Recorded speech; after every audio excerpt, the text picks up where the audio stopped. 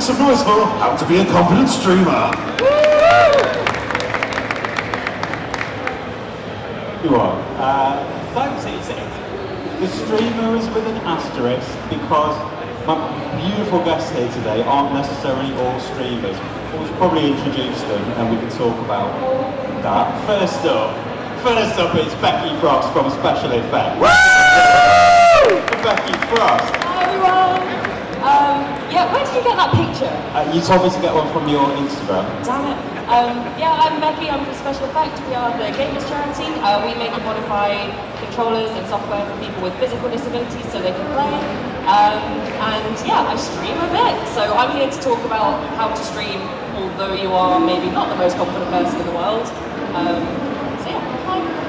Hi. And where can we find Special Effects today, Becky? You can find us back that way. If you head towards our good friends at Insert Coin, you're getting close. So we're out there, we're playing Untitled Goose Game. You've got a special button, haven't you? Yes, we've got a honk button for Untitled Goose Game. I'm just calling it Entitled Goose Game, it's Untitled Goose Game, but he is a very entitled goose. So if you want to press a big button and honk at Becky, head over there later. Next up, we've got Jamie Knuckle. Woo! Who are you? What do you do? So I am one of the top followers in the world, people the top following in the world for an app called Clutch. It's a recent app, if you like, where it's kind of like Instagram but without all the rubbish. I play some of it. I play Red Dead Online, and we're a bit of a pain online, but in real life we're actually alright people, really. So yeah. Yeah, we'll be talking a bit about griefing and the issues that can bring. A lot of issues. Yeah, just today, in fact. Let's not talk about that. We'll come on to that. Last but not least, it's Bex from Trista Bites. Hi. Hey, I'm Bex Trista, more often known as Trista Bites. I've been on YouTube for nearly 4 years, and I just started Twitch streaming fairly recently this year, so just building a following and enjoying it so far. So that's why the streaming was an asterisk, because we're all at various stages of our streaming career. Last but not least is me, Robin Bates from Coaching for Geeks. I run a coaching consultancy that's all about life skills, confidence and gaming. Because who doesn't love gaming? It would be weird if you were here if you didn't love gaming. And I stream twice a year for Special Effects. But I'm much more comfortable in this kind of environment, so we'll talk more about how all of these skills are transferable, and it's something you've got to ease yourself into. But the key slide, if the process is so easy, it's essentially just playing games with people watching. Why do we get so nervous about it? What's the issue? Becky, sorry, you're going to jump in there, Jamie. No, it's fine. I was just going to scratch my nose. Because Becky, I know that you have to get over your nerves to go online every time. Yeah, definitely, and it is every time. Like, pressing that go live button is really nerve-wracking, and it feels really scary. But once you are live and you just do it, it's not so bad, honest. I don't know what else to say from that.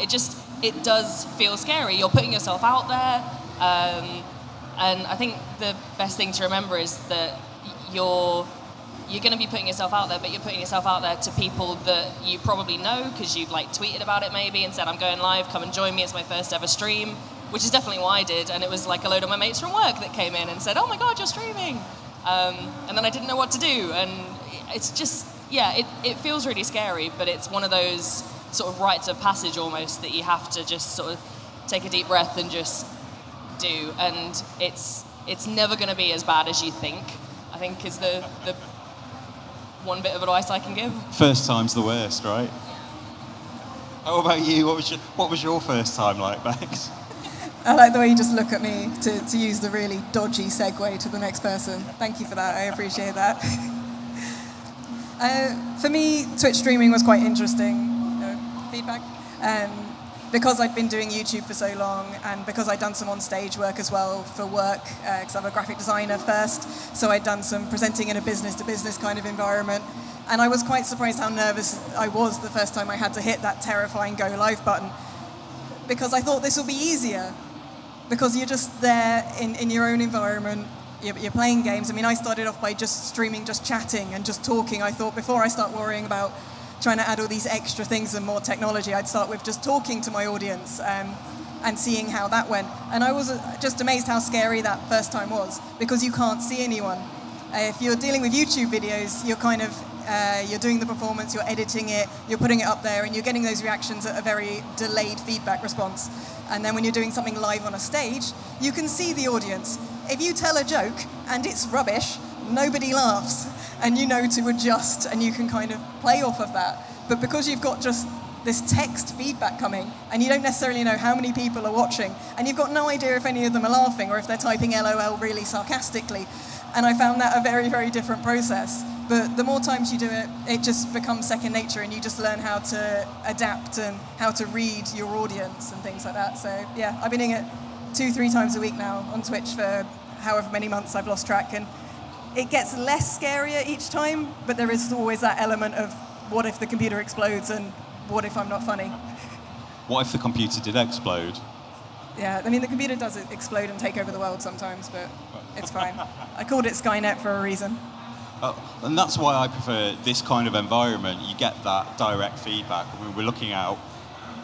There are people out there, which is good. We've got some waves. Yeah, they all look pretty friendly. They don't look like they're going to instantly murder us. Well, we'll find out later. Yeah. Meanwhile, Jamie, your experience is a bit different. You use Clutch, which... explain to the boys and girls a bit about Clutch and how that works. Yeah, so Clutch is it just takes clips of your gaming and you upload it straight to Clutch. You can hashtag things, you can tag people in it. And it's just, I think it's a great way to start out if you're aiming to stream, because you don't necessarily need to put any input in it to yourself apart from your gaming and a bit of writing afterwards. You can go live on there, and it's connected to Mixer, hence why I've started streaming for Mixer as well. And it's funny how you touched on that as well. It is very nerve-wracking, especially when you're on your own and you're, like you say, you're making a joke and no one's laughing. Like right now, everyone's just staring at you. And it's a bit nerve-wracking. Stop that, come on, man. But the point is, I got a bit lucky because I play, like I said, Red Dead with a group of people. There's always at least 4 or 5 of us. So if I'm cracking jokes, they're laughing, we're laughing. And I've got a horrific laugh. And it's just piercing and it's horrible. But they're cracking up, I'm cracking up. It makes me feel a lot at ease. So I would say, you know, if you're wanting to stream, definitely start on Clutch. I'm a big advocate of Clutch. They'll probably hate me for saying that, to be fair. They don't like me very much. But that's a good start, because you can start streaming and definitely stream with other people. Get them in the chat, have a chat. It should really calm your nerves, I found anyway. So I'm a bit lucky in that respect. That's one of the things I found, because I tend to stream for special effects for Game Blast weekend. Check out Game Blast, everyone. When is it? February? If anyone's interested in Game Blast, I came prepared. So, yeah, it's the last weekend of February, and yeah. Yeah, and I was playing games with the community, so we were playing the Jackbox games, and that really helped calm my nerves, because one, it's a ridiculous game anyway, and everybody's getting involved. For anyone who doesn't know, Jackbox allows people to play with their mobile, and it's very funny games, very silly games. But can we have a show of hands? Who out there is a streamer at the moment? Oh, you're on the wrong side of the room. Look, that's the streamer. So. Who would like to be a streamer but isn't yet? Ah, this side. You're on the wrong side as well. We're just going to have to do run around, I think. So just out of interest, I'm going to run out with the microphone. What's stopping you from streaming at the moment? Who had the hand up? Look at him run. He's so agile. He's like a little ninja. Run, Forrest. Hello, what's your name? Richard. What's stopping you from streaming at the moment, Richard? Confidence and watching other people being griefed. I hate it. Oh, watching other people get griefed, Jamie. We're going to talk about that in a minute. Good. Sorry. Coming back. Jamie, start talking about that. Like a gazelle. Look at that elegance. Beautiful, beautiful. So, Jamie, you're a Blackwater griefer, and you are essentially role-play as a bandit cowboy in your spare time. Who hurt you as a child? Actually, it's one of the security guards here. There he is, him, specifically him. Genuinely picked me up and dropped me on my head. I'm not even joking. Yeah, so this term griefers, obviously, if you're an online... has anyone actually played an online game? Like, genuinely, like GTA or anything online was... Excellent. So there's a lot of you here. So when you hear griefer, you think, oh, these guys, they're complete, blank holes. Let's be honest. And I get it. I do get it. But I genuinely believe there are three types of these griefers, if you like. You've got the ones that just play the game and come at you, leave you alone. Cool, they could be griefers. Then you've got the ones that, message you and say this, that, the other. I come into that category, by the way. Apologise. I really do apologise. And then you get the ones that actually take it into real life, which has happened recently to me, actually. So it's a bit of karma, if you like. So, haha, good job, guys. But there are different levels of it, and I do get it. But with Red Dead, for example, we felt that there wasn't much content, and we sat there going, you know what? It's a Wild West game. Let's be the bad guys in the bad guy game. It's all about, hunting, doing this, doing missions. Fine, cool. But let's add a little bit of danger. You see Blackwater griefers. They're like, they're coming at us. Let's have a fight. Let's have fun. And for many, many months, it was great fun. There was just loads of people, big wars and whatnot. So I completely get what you're saying with griefers. And I probably shouldn't announce it publicly, but I'm a fake griefer, if I'm honest. Just don't tell the online community because they'll exile me again. Yeah. How about you, Bex? Have you encountered trolls, haters, griefers in your time streaming and YouTubing? You must have delved into your own comment section. Yeah, I mean, a lot of people say don't read the comments. I think I'm quite lucky with the things I'm doing. It's a lot more niche. And I do a lot of interviewing indie game devs and indie comic creators and things like that, which aren't really the sort of videos those people are looking for. So I think that helps a little bit to be working in your own niche. Whereas if you're going after something that's a really big topic, like if I just made 1 million videos on Star Wars and claimed to have any opinion about anything to do with anything ever about Star Wars, there's just, people are going to hook into that a lot easier. So I have escaped a reasonable amount of it just partly based on the type of content I'm creating. But overall, I tend to just stick with the advice of do not feed the trolls. And if people are they're actually just doing something to get a response, a negative response, the only thing you can do is just ignore it and shut it down, remove it if it's designed to be offensive to the other people watching. And on Twitch, that just means having someone who's a friend, who's a mod, who will just come along and spot. And it's usually very, very easy to spot these people. And when you're smaller, they don't really tend to target you. By the time you get to the point where it really is a massive issue, you probably have enough people that have your back, that are modding your community, that are going to look out for you. But yeah, it's just a slow process, really. And that's really key, is setting up your auto mods, setting up your real world mods, buddying up with other people who are streaming and having each other's backs, growing and building your community to look out for you and each other. Meanwhile, Becky, as you're in the charity world, do you escape from this? Do they come for you at all? I've got to admit, I have been quite lucky on that front. People who tend to know special effects, we're very open and honest about what we do as a charity, so there hasn't been a lot of that, which we're very grateful for. And our supporters are by and large super awesome. So yeah, I myself almost exclusively play Animal Crossing and like indie games like that, so there's not that kind of built-in culture with the game. Don't look at me when you say that. But yeah, I'll echo what Trista says in that auto mod is definitely your friend. If you've got some friends who are au fait with Twitch, definitely mods. Mods make Twitch run well, basically. So yeah, auto mod, actual friends who are mods, and yeah, buddy up. Yeah, the more you do it, the easier it's going to get to deal with those things. So I think we're all saying you, Richard, should start streaming. Right, that's one problem solved. Who's next? Right. Who else wanted to stream? Do your gazelle thing again. Go. I'm going to gazelle. Let's get a hand. Who's got a question? Oh, what, the back? Go on, make him run all the way to the back. All the way to the back? Is that you? Cartwheels, backflips, all the way. What's your name and where you're from? My name's Chris, and I'm from Bristol. And what's your question about streaming, Chris? So I know literally nothing about streaming, but I'd like to get involved. So from the techie point of view, what would I need to get involved in streaming? Great question. Start while I gazelle back, please. I feel we need some beautiful music. I couldn't hear it. Look at that, beautiful. Showed off some pamper.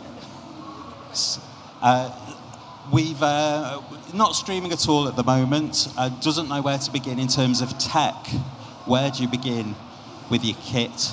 I know, Becky, you do it pretty cheap and cheerful. I stream on a shoestring.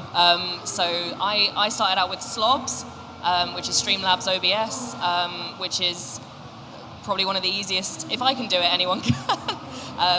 I look on YouTube for tutorials and how to do stuff if I get stuck.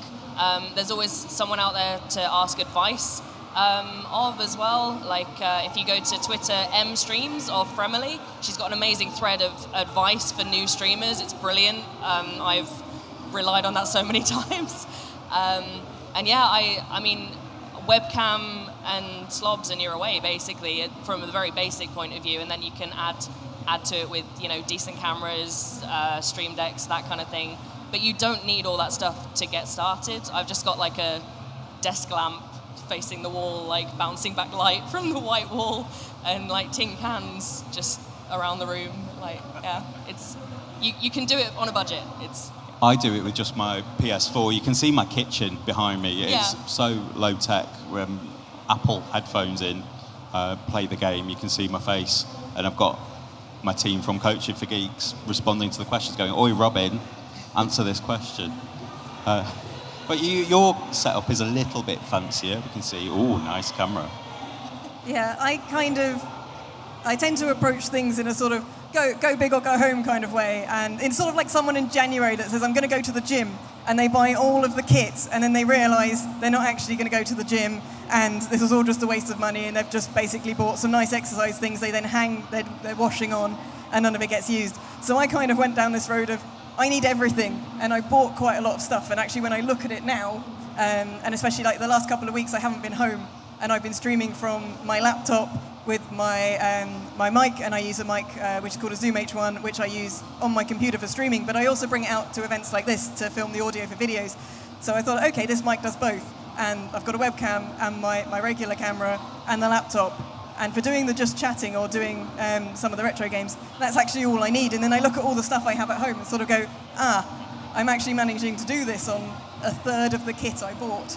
So I would say, start with the absolute minimum amount of things.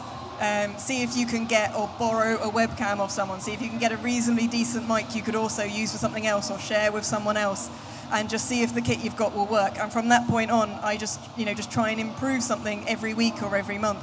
And that was one of the things I did with my stream, was every single week I added one more thing, something nicer on the overlay, some sound effects by getting a chatbot. Streamlabs do a free chatbot so people can type ! You die, and it does the sound effect, you die, you die, you die at me, which is used every 10 minutes. And just every time you just try and add a little bit more, rather than doing what I did and over-investing, I think is probably the best advice. Overwhelm can be a real killer when you bought all these fancy new toys and you're plugging them all in and go, oh shit, what do they all do? What does that button do? And yeah, it's like a crystal maze puzzle, the amount of wires I've got in the studio, and half of the things I don't even need. Mentioned the crystal maze.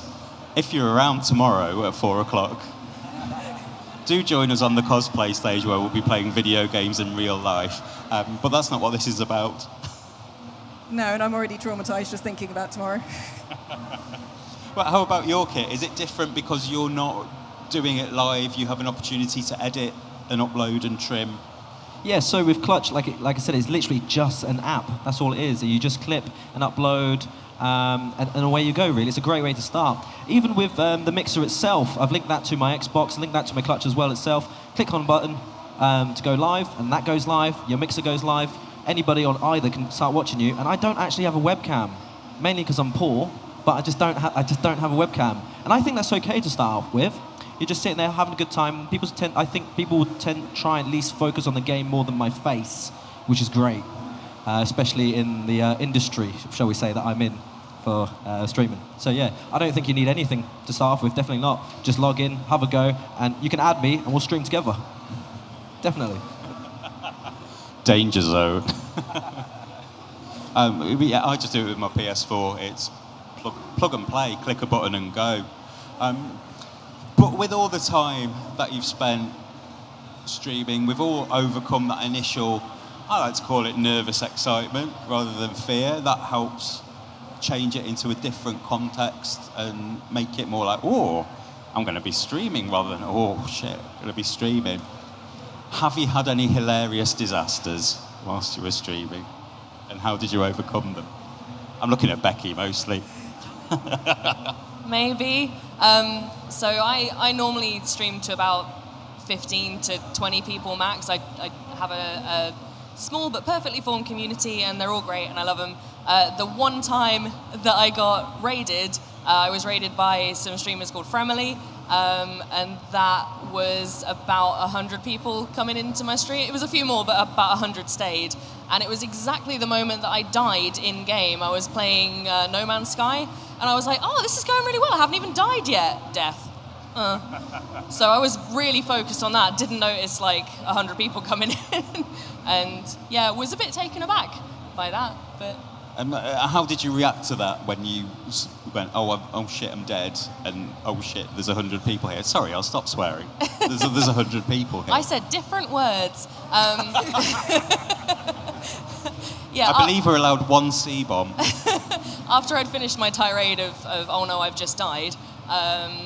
Yeah, it's a case of kind of just welcoming everybody in and interacting with chat. I think that's the main thing that stops me from watching people, is when they're not interacting with their chat. So it was getting over that, oh no, I've just died. Oh wait, I'm kind of welcoming all these people kind of into the stream and picking it up from there. But yeah, it was a ridiculous timing. I don't know if that clip's still around, but yeah. Somebody out there is finding it right now. We'll dig it out and put it on the website. How about you guys? Any hilarious incidents or disasters that you've had to recover from? Yeah, I mean, you're always going to get things going wrong. I've had the entire computer blue screen in the middle of a stream. That was fun. So I had to frantically type into my own chat, I'm really sorry, Skynet's blue screened, at which point the entirety of chat turned into a massive discussion about how Skynet was probably now taking over the world, and this was the singularity. And bless them, they waited 5 minutes while I rebooted the machine and whilst typing to them on my phone in chat and got everything working again. Because your community will stay with you. And quite frankly, I think mine watch me partly for the times everything goes wrong. I've done various just chatting streams as well as gaming streams. I have dropped things, including a nice Deadpool statue I dropped. Thankfully, I'm quite aware I'm a bit dyspraxic, and I'd put a cushion on the floor just in case I dropped something really expensive. So that worked quite well for me. And you just have to kind of run with it. I've got, on my headphones, I've got a volume control. I sat on the volume control at one point. The game was very quiet. I then paused the game. I was just chatting to people. And then somebody did a follow or something. My alerts are all heavy metal music with cat meows added. And I'd sat on the volume control, it was at max, the headphones are at max, and I said some interesting words I shan't repeat. The expression on my face was clipped by many people, but you just roll with it. You've got 100 people or whatever laughing with you, at either way, they're laughing and they're being entertained. So I think as long as you just, roll with the punches, it all works out. Yeah, I think that's a really good point. Like the bits where you do mess up and stuff goes wrong become that kind of in-joke with your community and become a funny clip, and it's never going to be like, it's not the end of the world if something gets dropped or, you die mid-raid, or, it becomes that funny sort of in-joke story that you remember. We're people, and people are watching Twitch because they want to see people they can relate to. They aren't looking for perfection, or they'd be watching a regular mainstream TV channel or Netflix or something. We'd watch esports if we wanted that top-level pro play. We're here for real people. And we touched on community there a couple of times, and I think that's really important to acknowledge. Thank you to all our communities who are out there supporting us, watching us, getting involved. But how do you grow that community? Where do you start when you're right at the start and you're like, oh, it's just me playing games on the internet? Jamie, I know you've built quite a large following. Where did you start? So I found another community to start off with, and that kind of grew. You make friends and you go, hey, you know what? If something it went wrong and people start to leave, and we said, you know what? Let's create a community. And it was just two or three of us to start off with, And all it was going on to the different Facebook pages or anything else like that where other communities are part of and saying, look, this is what we're doing, would you like to be a part of it? And people will come and go. And it got to the point where I think we had about 120 people on the Xbox side just in one chat on Facebook, which is ridiculous. But it was great fun. We also had the same on the other consoles as well. But I think the important part really is to make sure you have a mission statement, make sure you have an objective, make sure you are very clear about that as well. Because, for example, if your mission statement is to, I don't know, pick flowers, for example, whereas mine would be to, I don't know, stamp on flowers. We just met. We've literally just met. Just for example, it's not going to work, is it? We have very different mission statements. So, mission statement, goals, just be collective with it, talk to them about it. And if you really want to hone in down on it and make a community that lasts, because my community is down to about 30 members at the moment. But the reason for that is we all have the same core norms and core values. And that's what it comes to. And that will, honestly, I don't think that will ever fade away. So yes, build, that's great. But make sure you're very sure that between you guys you have the same mission statement, same goal, really. Otherwise, that's when it's going to be a bit skew-if and people start leaving and getting upset. Yes, they do, don't they? And then they start emailing me, don't they? I'm really sorry about that. There's some salty people online that I'm not happy that I'm here today at all. No. So, hi guys. Hi, he's still here. But your mission statement is very different to the Blackwater Griefers, and that's enabled you to build... people love special effect. Everyone loves special effect. I mean, we've seen esports teams as proud to support your logo. Has that made things easier to grow your following? Or is it just because you're so awesome and everyone loves you too? I see my streaming as very much separate from what Special Effect does as a charity. I started streaming very much to learn how to do it for a lot of the new people who are coming into Game Blast, and a lot of people who are doing Game Blast are starting streaming for the first time, and I wanted to be able to help those people a bit more. Am I doing that, or is that no? Okay. So yeah, I started streaming just to learn a bit how to do the basics, and I just carried on because I really enjoyed it. And they are skills that you have to learn. When you start, you're probably going to be a bit rubbish. Yes. I definitely was, and kind of still am. I actually got some great advice from a streamer in the US called Coco the Louder. You can find her on Twitter. I saw one of her videos, and she just seemed really confident in front of a camera, and that was another reason I started streaming, because a lot of people come up to the special effects stand and want me to talk to camera. And the moment I see a camera, I'm like, hello, this is a special effect, and we do a charity. And I lost it every time. So I was like, I need to work on this. And I got in touch and was like, you're really eloquent in front of a camera, how do you do it? And she gave me a great piece of advice, which was to embrace mediocrity, which is basically it's never going to be perfect. If you go into something expecting it to be perfect, you're going to be disappointed, and then you're going to get frustrated, and you're not going to want to do it again. So every time I, get in front of a camera or get on a stage like this, and I'm terrified. I don't know if you can tell. I just embrace the fact that if nobody dies, it's probably okay. That's all right. And if they do, then wow. Then you probably shouldn't do it again. Streaming's not for you. People will be tweeting about that. Yeah. That's going to get you a bigger audience next time. But with the coaching hat on, perfection, really, that pursuit of perfection gets in the way of so many people in every aspect of life. There's no such thing as perfection, just good enough. Good enough is good enough. I'm looking at you, Kwang. Release Mau Mau Castle. The people want it. Sorry. He's gone off on a little rant there. Yeah. You talk. So for me, I started Twitch after I'd already been on YouTube, which was obviously a massive help, because a lot of people very kindly were willing to come to my first stream, partly because they're very supportive, and partly because they wanted to see everything go wrong. It was a sort of 50-50 mix, I think. But for me, it's been about not worrying too much about the numbers. If you start watching the numbers too much, you will become obsessed with the numbers, and everything goes in sort of peaks and troughs. You will never have a point where everything just consistently goes in an upward direction. You will find that people will leave, people will come back. I missed 2 streams because I was around a friend's and his internet connection died, which he was very sad about because he couldn't work and his internet connection cost him a fortune. And people will unfollow, people will leave because of things that are outside of your control. And you have to try very hard to not take those numbers and things completely to heart, and understand that you will, like with anything, you will hit a plateau and then suddenly more people will find you. And just to keep active and to keep doing it, and remember that the niche small people that make up your initial community will probably be the people that will be there for the long haul. And as long as you're enjoying yourself and as long as you're having those people coming back, you must be doing something right.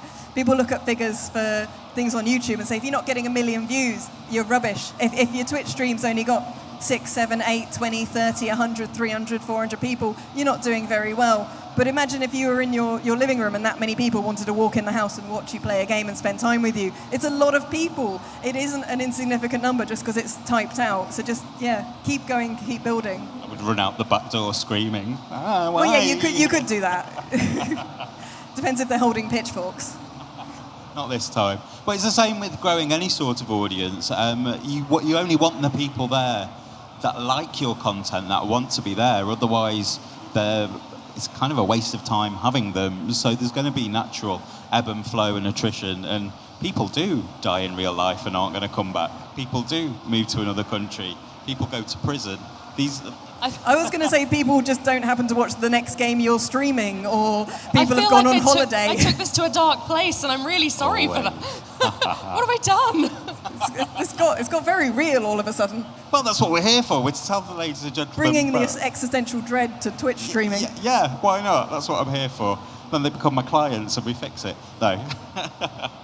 Cunning. But people will leave for a variety of reasons, and that's fine. You don't want the people who aren't into what you're doing. Let them go and be into something else. Yeah, and you will evolve as well. You might change slightly what you're doing for the better for your channel, for the better for your own happiness in life. But that might not suit all of your audience. But it's the whole you can't please all the people all the time adage. Yeah. There's people in the retro gaming world right now who are shifting their focus, and we're talking about Digitizer, iBiffo, who've shifted away from retro games into just nonsense online, and their demographic has shifted massively. It's brilliant nonsense, but there's people who are going, what are you doing? This isn't retro games. And that's fine as well. Do what you love and you'll find your audience. But everyone's got a bit of a niche here. How do you go about finding that niche? Who are you picking on? Sorry? Who are you picking on first? You, seeing as you asked. Right.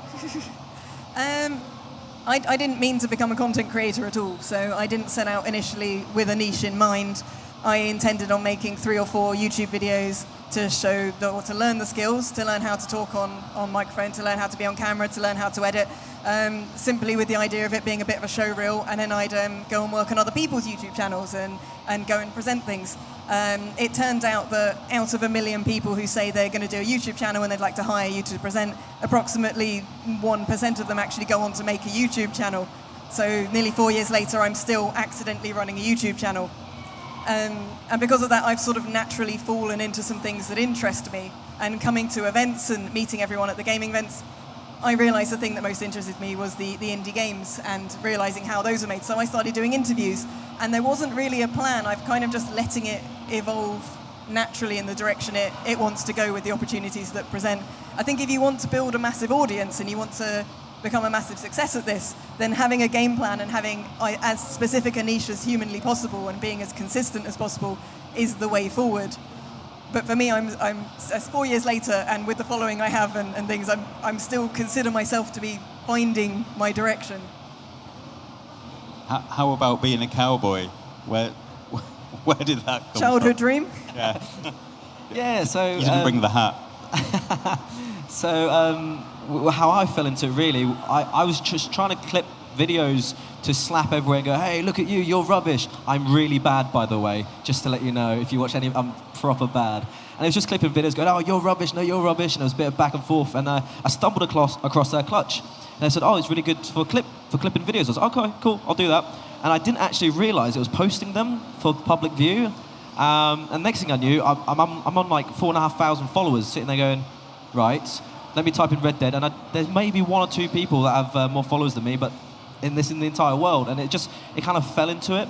And that's when I started streaming on Mixer, just for when we do jumps, if you like, and we start, messing with people, and most of them we do know, and we slowly found our niche from that, if you like. And sorry guys, but we do snipe streamers, as it were, just to have a laugh. And a lot of people don't like that, and I get it.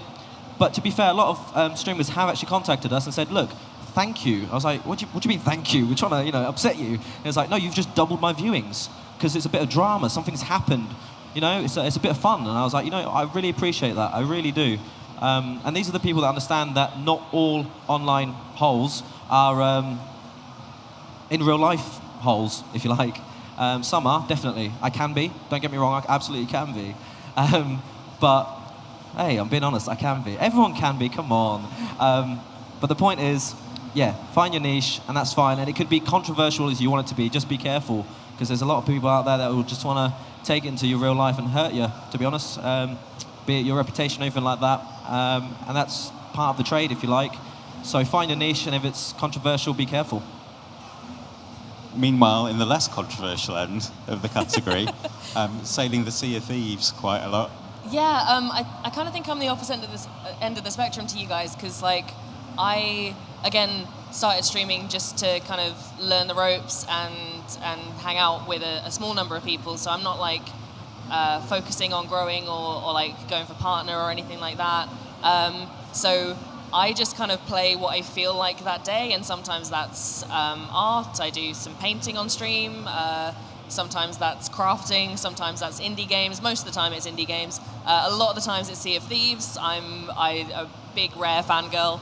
I'm very excited for the new Banjo that's coming out in Sea of Thieves. They're not releasing a new Banjo game. It's hilarious. Again, with the no one laughing, it's fine. But yeah, I think, again, I'm going to refer to M Streams and her advice thread, which is just you do you. If you're trying to play the most popular game out there, if you've got no interest in, the most popular game, Fortnite. If you've got no interest in Fortnite and you're trying to play Fortnite or any other popular game that you're just not interested in, that's going to show on camera. If you're really into Untitled Goose Game and that's all you really want to play, it's going to show, and people are going to be more entertained by you playing a game that you're into than trying to force yourself to do something that's cool. So yeah. If you're forcing yourself into doing something that's effectively a gimmick, like playing a game you don't actually like or doing some kind of bit, and you're not actually enjoying that, you can't maintain it, and any following you build by doing that will eventually drop off when you want to move away and do what you want to do. So it's probably better to just start doing with what you enjoy to start with, really. Why would you want to start something where you're not interested in it? And like you said, if it's a game that's popular and that's that you're in, I don't think it'll work. Like you said, I don't think it'll work because it'll show, and it'll just dwindle, and you're completely changing. You're not going for that niche target anymore. Doing what everyone else does and then switching. Well, the people that are following you for that aren't going to be interested in that because you've just changed it.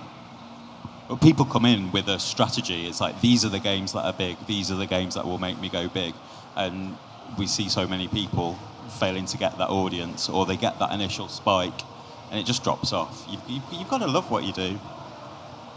And I think people at the end of the day, they're watching a particular streamer because it's that person. So if you're just thinking they're watching you because you're playing a particular game, you're not really got the right mindset to build up a following for you as a presenter, as a performer, as an entertainer. And people are watching for the person, in sometimes more than the game itself. Right, we've got less than 10 minutes left. So have we got any more questions from the audience so I can gazelle out? Raise your hand if you'd like to watch this man run like a gazelle towards you. We've got, at the back. You know you want to, right at the back, I'm go going. on. Someone's got their Beautiful. hand raised at the Backflip, entrance, just so you somersault, know. cartwheel, triple toe loop, Yeah. perfect landing. Hello, what's your name? Lee. I currently stream on Mixer. I just wanted to know what your advice would be to take my stream to the next level. What level is it at now? Currently just under 1,000 followers. Right, we'll be back. You can tell me, because I ain't got that many followers on Mixer. Beautiful. Right, so how do you go about growing your audience when you've maybe hit a plateau, taking it to the next level from where you're at? Are you looking at me again? Yeah, looking at you. I just thought you were being suspicious. Okay. Always. There will be certain points where you are just on a plateau, and there isn't anything you can necessarily do. You're just at that point where you've got a very comfortable audience, they're very happy with you, and you can't necessarily force your audience to grow at any consistent rate. I think with things like Twitch and Mixer, there's, to a certain element, there's just being part of the community. There's raiding other people. There's being part of other people's streams. Obviously not going into other people's streams and just announcing you're a streamer and putting your link up or anything, but just being active in the community so that people do share the love. And one of the things that's brilliant about things like Twitch and Mixer is that people do share their followers. There isn't this kind of thing of, these are my followers, I don't want them to watch your stuff. There are, raids are there for a reason, and people utilize them. So if you are sharing your followers with other people, you're promoting other people, you'll make friends, and those people will reciprocate in time. Other than that, I'd say be very active on the social media that your target audience is active on. So for me, Twitter is where most people will find me, or through my YouTube, so putting clips up on YouTube and things like that. More searchable mediums, because sometimes it's quite hard to find new people to watch on the streaming services themselves. Just out of interest, how many of you are here because you saw it on Twitter? Like, what, one? Well, that would be tomorrow. We advertised the bejesus out of this. Yeah, my... For chat with people, I'm on Twitter. That's where I find the new people. And I have a Facebook group where people get to know me a bit better and know more about the events that are going on. And I think it's important to find the right social media platform where your people are. So knowing what your audience are, who they are, what they like, and what platforms they're on, and sharing that with them. And getting involved with them, run competitions, share their stuff, build up that relationship with them so that it does grow. Have you tried charity streams? I hear there's a little event called Game Blast. A lot of the people that come to us through through Game Blast have just started, or they're looking for an extra push for their viewers, and it's kind of a two-way street for us. I really love seeing a streamer go live and start doing a fundraiser, and other people who are fundraising raid them, and there's this lovely community that are building people up for that. So I do like seeing people who are streaming for special effect actually get a boost in numbers and a boost in viewers. We love to see that. So yeah, and of course there are loads of other charities out there. Other charities are available, doing amazing stuff with streaming and all that. So yeah, it's definitely one to look at, because I think it gives you a sort of reason to maybe push your stream a little bit harder on social media and advertising it than you normally would do. So yeah, I'd give that a go. Come, if anyone's interested in Game Blast, by the way, I've got a load of business cards, so do come see me after the show. We'll have a chat. Anything to add, Jamie? Yeah, so like I said, I'm based on Clutch really, and I've just started on Mix in the last few months, and I think it's going to be generic in terms of building your audience no matter where you are, even with such a specific, very niche app itself. And the thing that sort of clutched it, if you like, brought it to that next level for me anyway, was exactly what you said. It's community. It was just sharing other people's videos, commenting on it, liking it, hey, great video, great stream, let me share it, let me help you out. And then all these people are, hey, you know what, this guy's decent, he's not a terrible person, let's do the same for you. And it just kind of snowballs from there, really. So I would definitely say get in with your crowd, not just any crowd. Find your niche, find your USP, if you like, unique selling point. And kind of roll with those people, share it, try and joint stream and whatnot, but definitely community, because they will boost you. Because if let's say someone else shared your video and they go, oh, hold on, this is pretty cool, I've seen it from X, Y, and Z, and now we're at A, B, and C over here, and it just starts to snowball. So if you help them out, they'll help you out. Because we're all gamers here, we all love gaming, and it's about community at the end of the day, absolutely. Or, you know, come and do a panel at a gaming convention and follow all these people up here. Subtle, I like it. Always. I think the only thing I would add to that is also remember that no matter how small you are when you're streaming and whether your community is 5 people or 500 people, that somebody else is earlier on in their journey than you are. And you can always be bringing other people up. It isn't just about looking for the people that might be able to help you with your stream. A lot of the videos I do are with indie game developers whose games are still in alpha or beta. They've never released a game before, but I see something incredible in what they're doing. And even though my following isn't enormous and I might only get 500, 600, 700, couple of thousand views on their game, that's immense to them. And even if you've only got a small following, say if you've got 5 viewers and you introduce 3 of them to another streamer with 1, you've helped them immensely. And just look at how you can pay it forward wherever you are at your stage in the journey. Yeah, a lot of developers now are looking for the smaller niche streamers. When 2 Point Hospital was coming out, they deliberately targeted much smaller streamers who were just really into it. They looked for people who were like analysing the images that they were releasing and looking at, oh, there's a reflection in that light bulb, we can see a doctor. And they really went for those much more small, much more niche, much more engaged streamers. So yeah. We think we've got time for one more question. Have we got one more? Who wants to make the man run? Any more questions? We've got one over here. Yes, I'm coming. Hello, what's your name? Kirsty. And what's your question? How do you handle people who stream snipe on your streams? Stream snipers. Sorry, again. Honestly, like this is, I'm being deadly serious here. The best thing I found when we're having a laugh and we're stream sniping and whatnot, there are 2 ways really. One, engage them and say, look, what's going on? What's the problem? Why me? And that might not get a response, but it might initially. And they might say, look, you're just a random target, we're just having fun, and they might go away and then they'll come back again. Secondly, depending on what platform you are on and whatnot, block them. Genuinely block them. Ignore them. Do not retaliate. If I'm, jumping someone online and I'm having a bit of a laugh, shooting their horse, woo-hoo, and they turn around and go, oh, don't shoot my horse, we're going to go do it again. Because all it is just acting like kids, to be perfectly honest. Just silent treatment. That is the best way. Depending on what platform you are, there are different ways of actually blocking them. If you can get a group of people, cool. But the thing is, if you're streaming and you're getting stream sniped, make a thing of it. Genuinely, make a thing of it. I mean, I'm trying to stream and I get jumped all the time. I make a big thing about it, and it's just a little twist. So take it to advantage, but definitely, whatever you do, do not retaliate, do not react. It's a hard thing to do, the best way to deal with them. Silent treatment. I say them, us. Silent treatment. Yeah, kill them with kindness, block them, walk away. It's a different sphere, but when I first ran my Facebook ads, we got some scathing comments on them because we did a very cutesy Pokemon thing. It was brilliant. I'll show it to you later. But people were like, oh, F this effing advert. How dare you use Pokemon in this manner? We're like, oh, how would you like me to use Pokemon? We're really big fans of Pokemon. Thank you for your feedback. But, just ask them, what are you doing? Why are you doing it? And can we be friends? And they'll soon walk away. I think we're pretty much out of time. Are we out of time? Yeah, pretty much out of time. So what have we learned today?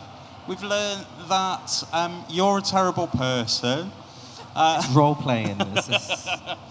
We've learned that you've got to use the tools available to you, from auto mod to the inbuilt blocking tools that are there to help grow your stream. We've learned a bit of building a community, working together, being a nice person, working with a charity can help you grow your stream. Come on, help me out here, guys. What else have we learned? I was just thinking you went from really, really dark places earlier to now let's all have a group hug. I'm not quite sure how you've turned it around just in the case of sort of 50 minutes. He's a bit good, isn't he? He's a bit good. Yeah, you can see how he works. Well, we've probably all got business cards and bits that you should take. You should definitely take a Game Blast card because that's a brilliant thing. It's a lot of fun and you'll be supporting an amazing charity. Please follow everybody on their various platforms because that will help them out. Give them a shout out on social media, share some love. Go on, Becky, you're going to say something there. Hello. Yeah, I mean, you asked like how we could sort of summarize it, and I think for me it's definitely embracing the mediocrity and just not expecting perfection from yourself, and not being too hard on yourself. And what you guys were saying about not feeding the trolls and auto mod is definitely the best thing for me. But I also see on your leaflets you've got claim your free 15 minutes confidence challenge, which is an EGX exclusive. So definitely grab one of these, because Coaching for Geeks, I've actually been to a few talks from Coaching for Geeks at Comic-Con and previous events, and they are really good. Like, I've learned stuff from the Facebook group and from the group generally. So yeah, it's Coaching for Geeks, yay! Oh, thanks. Feel the love. Genuinely though, just give it a go. Go for it. What's the worst that could happen? What is the worst that could happen? Someone could die. Why you got to bring it down again? house Sorry, burns sorry. down. I'm the evil Sorry. one, not you. No, give it a go. What's the worst that could happen? Yeah, so I expect you to tag me in all your forthcoming streams so that I can share them far and wide, especially you, Richard. We'll be watching. We've got some freebies that you can download. We actually did them for MCM Comic-Con, but it's the same company, so it's fine. Boost your YouTube confidence, how to handle haters and trolls, and cosplay confidence. We'll be back tomorrow on this stage at 2 p.m. Graham sat there. He'll be hosting Self-Care for Gamers on this very stage with Johnny Chiodini and Ellie Rose will be here.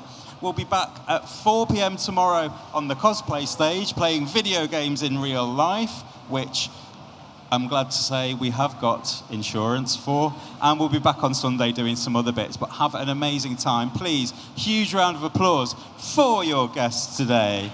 We've got Bex, Trista Bites, we've got Jamie Knuckle from the Blackwater Griefers, and from Special Effects, it's Becky Frost.